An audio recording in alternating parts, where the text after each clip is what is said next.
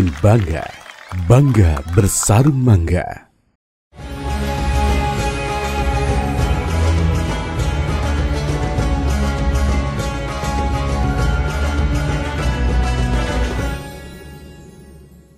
Sarung mangga, sarung kebanggaan kita.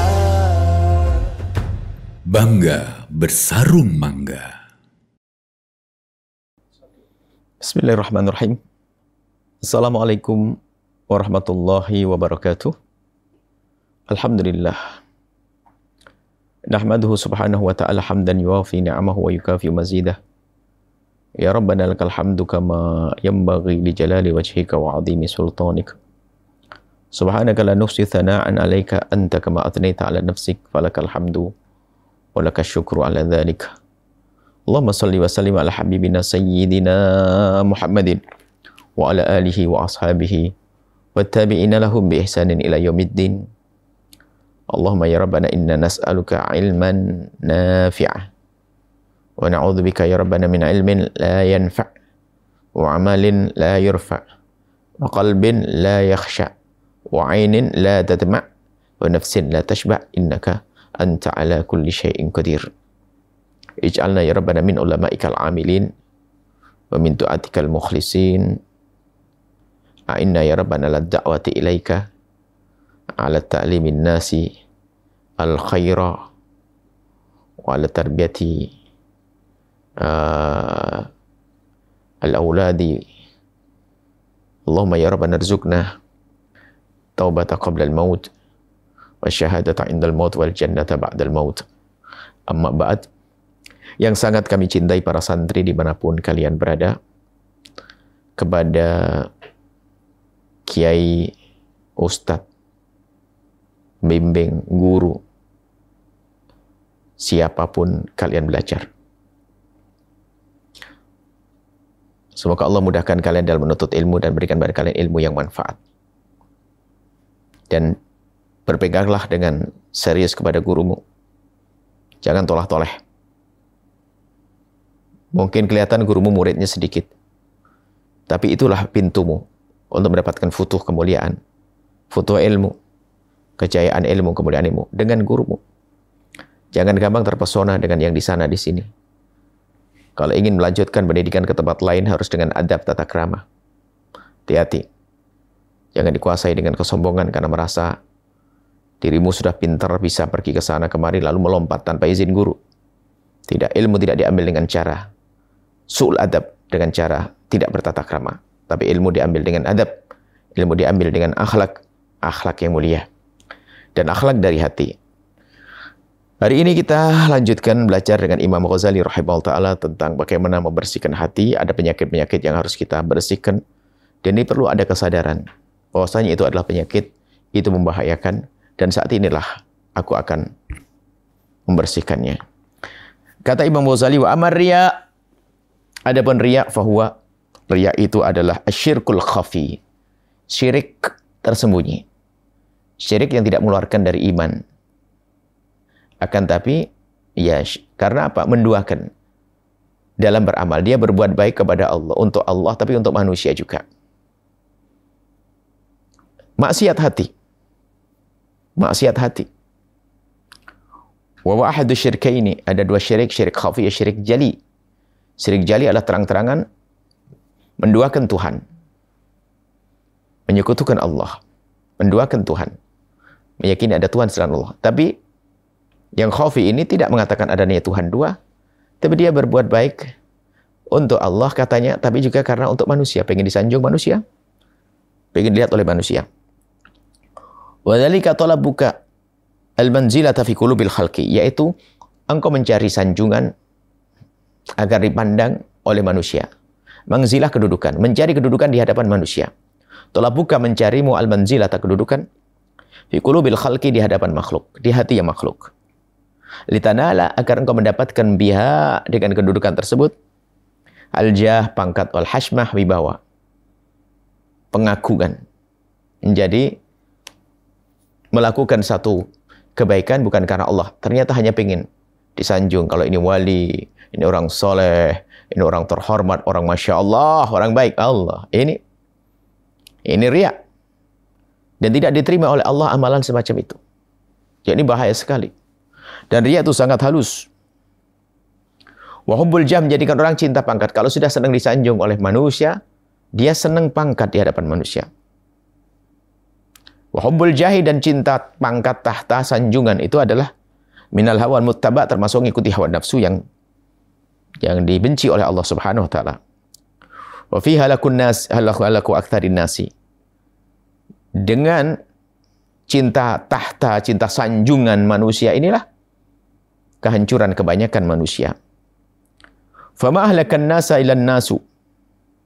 Tidak akan menghancurkan manusia kecuali manusia. Jadi manusia menghancurkan manusia. Kapan itu? Di akhirat akan menghancurkan manusia.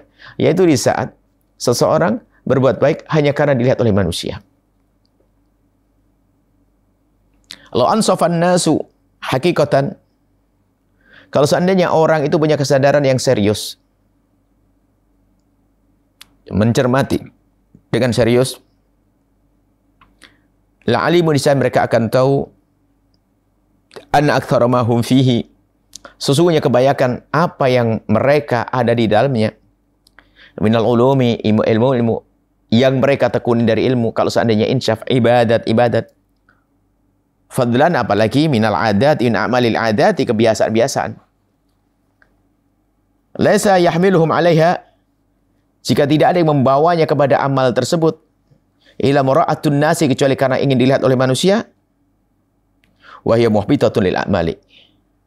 Maka ini adalah menghapus amal.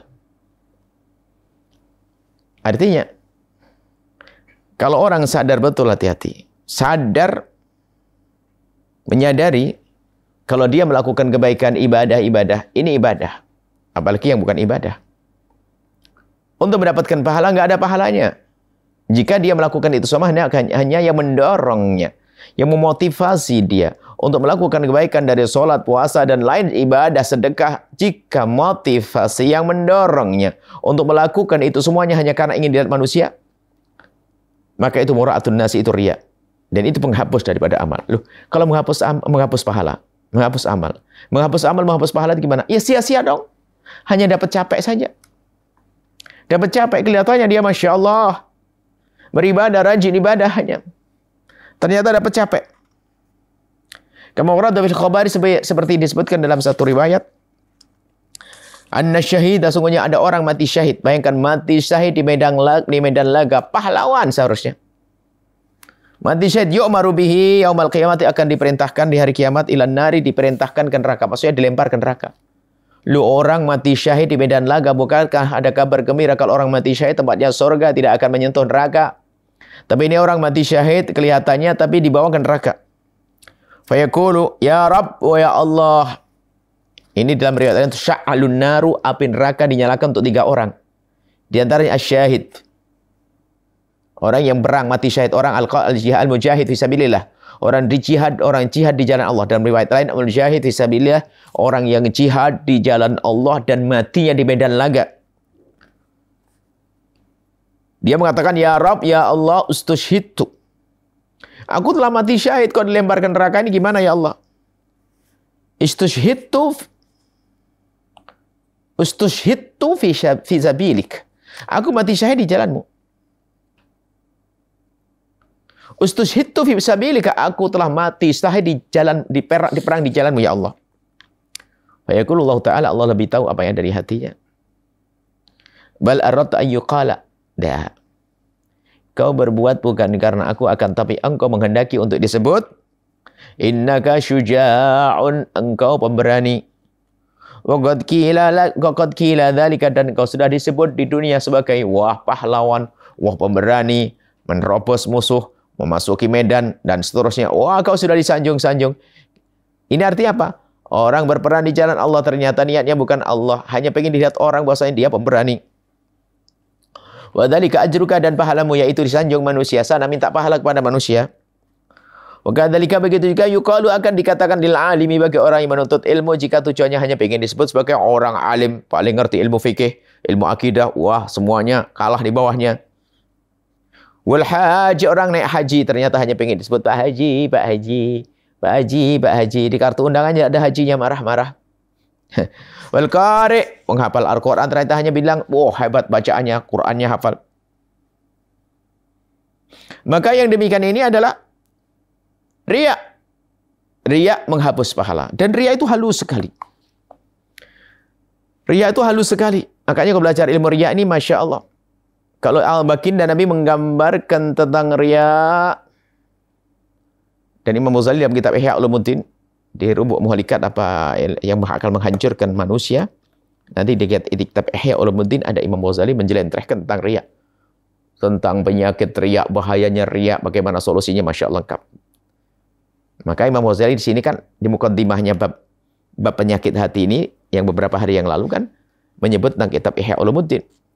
Kalau kita ingin lebih luas membaca ilmu-ilmu seperti ini, di kitab Ihya Ulumuddin. Ini hanya sekelumit. Tapi kata Imam Ghazali, sekelumit ini penting. Ini adalah induk-induknya penyakit hati. Riya itu halus sekali. Halus sekali. Sampai digambarkan oleh baginda Nabi dengan gambaran yang lembut. Akhfa. Riya itu akhfa. Min dabibi an-namlatis sauda ala sakhratis samma filalati dhalma. Yang namanya riya itu lebih halus dari langkah kaki semut hitam berjalan di atas batu hitam filati dhulma. Di dalam kegelapan malam. Allah. Itu halus. Jadi kadang-kadang orang tidak sadar riya. Makanya kalau kita tidak mewaspadai penyakit ini, jangan-jangan kita termasuk orang riya terus. Sehingga di akhirat nyari pahala nggak ada. Dan ini penting. Kok Sulaiman mengatakan, oh bahaya. Iya bahaya. Karena kalau sudah orang ada riya itu ibadah jadi serba nggak enak. Pamrihnya bukan karena Allah. Tapi kalau ikhlas karena Allah, lihat. Menikmati malam jika tiba. Tahajud. Sholat. Sedekah begitu senangnya. Jadi kalau orang ikhlas. Terbebas dari riya itu sebenarnya senang terus. Beribadah menikmati karena dengan Allah. Dengan Allah. Tapi lihat. Riya itu halus, kadang tidak sadar ternyata kita riya. Kalau Nabi menggambarkan lebih lembut dari langkah kaki semut hitam yang berjalan di atas batu hitam dalam kegelapan malam. Semut aja tiba-tiba ada di hidung itu. Dari mana datangnya? Kerabat ini, semut. Kita tidak tahu kapan datangnya. Dan riya lebih halus dari itu. Riya lebih halus dari itu. Sehingga seseorang, kata Imam Ghazali menggambarkan. Mengerutkan dahi, mengurus-nguruskan badan, menampakkan mengantuk-ngantukkan diri, itu ternyata riya halus. Kenapa? Jadi kalau kumpul sama temennya itu, kelihatan kerut-kerut, kemudian mengantuk-ngantukkan diri. Tujuannya apa? Biar ditanya, ngapa kok kamu ngantuk? Dia ngomong, semalam saya tahajudnya terlalu awal. Sebenarnya dia ingin menunjukkan dengan cara yang berbeda kalau dia beribadah. Kalau dia beribadah. Ya mungkin pamer umrah, pamer haji, anggap saja orang pada haji, Pak Haji. Dia sudah haji 3 kali. Dia akan menyebutkan haji 3 kali itu ngerti. Kalau saya sebutkan kan jadi riya. Ya pura-pura manggil anaknya, nak tolong ambilkan sorban abah yang waktu haji tahun 89, nak. Pakai tahun. Karena ada tahun yang lainnya lagi. Ini ada gambaran bahwasanya riya itu halus sekali. Memucat-mucatkan wajah agar dibilang ahli puasa. Agar dibilang sebagai ahli tahajud dan seterusnya. Riya. Maka dari itu, ayo. Kita betul mewaspadai riya. Bahkan riya itu kadang riya itu datangnya tidak seketika waktu ia beramal. Datangnya 10 tahun kemudian riya. Riya. Contoh ya, ada orang bantu tetangganya. Dan dia ngerti, pengen ikhlas. Sudah janjian sama tetangga, Bu. Rumahmu kan pada rusak. Saya akan bantu, Bu, ya. Tapi tolong jangan ceritakan ke siapapun, Bu, ya. Ya, orang dibantu kan mau aja. Baik, Bu, iya, Bu. Rupanya bersama berjalannya waktu, hidup kan tidak selalu lempeng-lempeng. Rupanya tidak tahu ada permasalahan apa. Suatu ketika, barangkali, kalau kita gambarkan contoh yang pernah kami hadirkan, rupanya ibu yang kaya ini rumahnya ada tingkat, loteng atas begitu. Ada naik, tingkat orang kaya lah. Ada pot-pot bunga yang bagus-bagus. Rupanya suatu ketika ada ayam. Ayamnya ibu yang fakir yang ada di bawah. Ayam naik ke atas. Duduk di atas pot yang dibeli di Singapura. duduk nengkreng di atas pot. Ayam itu kalau kaget dia akan melompat dan menginjak dengan kuat pijakannya. Karena Bu Haji kaya ini ngelihat ayam nengkreng di pot kesayangannya, kaget. Ya Allah! Ayamnya kayak digusah, langsung nginjek pot lebih kuat. Jatuhlah itu pot. Marah-marah. Ini ayam siapa ini? Ngerusak pot saya. Ayamnya langsung pulang pas ke rumahnya. Yang di bawah ini mungkin lagi kenapa kayak sakiti atau bagaimana dibilang begitu. Kenapa sih Bu? Ayam kok marah-marahi? Ayam saya. Ayam kok disalah-salahin? Kenapa sih? Kenapa? Itu mencahin pot saya. Ya dari atas. Lah orang kampung, orang fakir taunya pot itu hanya 15.000. Alah cuman pot aja Bu Haji, mau sampai gitunya marahnya. Pot gitu aja. Ini pot mahal saya beli di Singapura. Waduh. Walah Bu Haji gitu aja kok sampai maper Singapura. Bantah yang di bawah, marah yang di atas. Bertanya-tanya, oh jadi kamu berani gitu, masih ingat enggak 10 tahun yang lalu kamu lah. Bantuan 10 tahun yang lalu disebut-sebut sekarang. Nah, kurang lebih seperti itu. Bisa jadi hasud itu riya itu muncul setelah waktu yang lama. Sehingga menjaga amal itu penting, menjaga. Sehingga nasihat Luqman Hakim, lupakan 2 hal dan juga ingat selalu 2 hal. Lupakan 2 hal. Yang pertama, jika ada orang melakukan kesalahan kepadamu, maka lupakanlah. Supaya tidak menjadikan dendam di hatimu.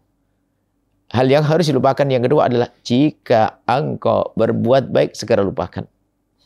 Supaya kita tidak selalu mengingat yang nanti pada akhirnya akan jadi mengungkit-ungkit. Dan mengungkit-ungkit itu di samping itu itu adalah satu penyakit juga, tapi itu menunjukkan kalau dia tidak ikhlas. Adapun 2 lagi yang kata Luqman Hakim harus selalu kita ingat adalah, jika engkau berbuat salah pada seorang, ingatlah selalu. Jika ada orang berbuat baik kepadamu, ingatlah selalu agar kita bisa membalasnya. Nah, kata Luqman Hakim adalah, kalau berbuat baik segera lupakan. Kalau mengingat-ingat bisa jadi seperti itu. Wah, kamu berbuat baik, sudah aku baikin, ternyata masih begitu. Tak taunya ya Allah, sudah dibaikin masih saja, ngomongnya lekit dengan saya. Sudah baikin, gak peduli pada saya. Sudah saya baikin, tak gak memperhatikan saya. Sudah baikin, tak tahu yang begitunya, segitunya ya Allah. Aduh. Begitu halusnya. Riya, itulah yang kata baginda Nabi, riya itu yang lebih lembut dari langkah kaki semut hitam yang berjalan di atas batu hitam di dalam kegelapan malam. Nah, ini maka ayo semua dari kita tata hati di dalam kita menuntut ilmu, di saat kita belajar karena Allah. Sebab ada juga dalam hadis lagi, man talabal ilma mimma yubtagha bihi wajhullah. Menuntut ilmu itu kan seharusnya karena Allah. Tapi ternyata la yata'allamuhu, dia tidak belajar ilmu illa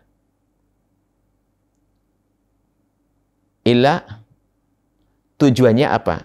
Ada yumari bihi sufaha, untuk berdebat, untuk jor-joran, untuk dibilang sebagai seorang alim dan sebagainya. Debat. Bahasa sekarang bahsul masail paling jago barangkali begitu. Ternyata ilmunya hanya untuk pamer itu, untuk menjadi yang seperti itu. Pengen disanjung orang dengan kelebihannya. Al-i'radi minad dunya. Untuk mendapatkan dunia. Mendapatkan dunia bagaimana caranya? Itu tadi, menuntut ilmu, biar disanjung orang kagum, mengatakan ulama, lalu orang ngasih duit. Nah itu kan tujuannya dunia lagi. Maka orang-orang seperti ini, dia tidak akan mendapatkan pahala di hadapan Allah. Dan dia akan rugi. Maka dari itu, ayo. Benar-benar kita membersihkan hati kita dari penyakit riya. Para santri, ingat, bahaya sekali.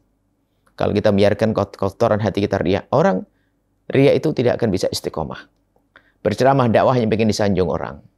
Tidak dihormati sedikit saja langsung marahnya nggak kira-kira. Saya kiai tidak dihormati. Saya diletakkan di pinggir. Bukan di kursi paling depan. Masya Allah. Apa itu semua? Merasa dia, wah, dikucilkan. Kenapa? Jadi tidak dihargai ilmunya. Jadi dia menuntut ilmu hanya pengen disanjung-sanjung. Makanya nanti riya itu ada hubungannya dengan kesombongan nanti pada akhirnya. Yang jelas riya adalah berbuat baik, hanya ingin disanjung oleh manusia. Maka itu akan menjadikan pahalanya hilang dan dia akan sia-sia. Semoga Allah membersihkan hati kita dari penyakit riya.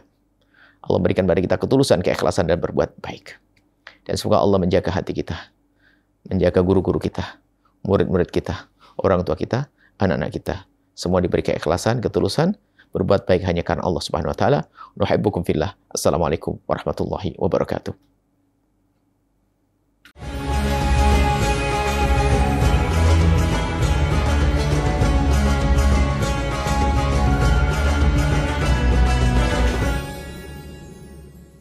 Sarung mangga, sarung kebanggaan kita.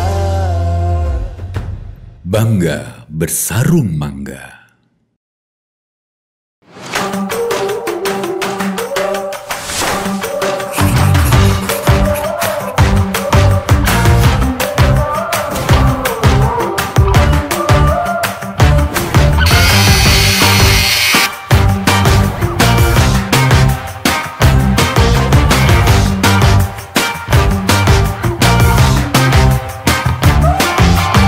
Ini yang bikin bangga.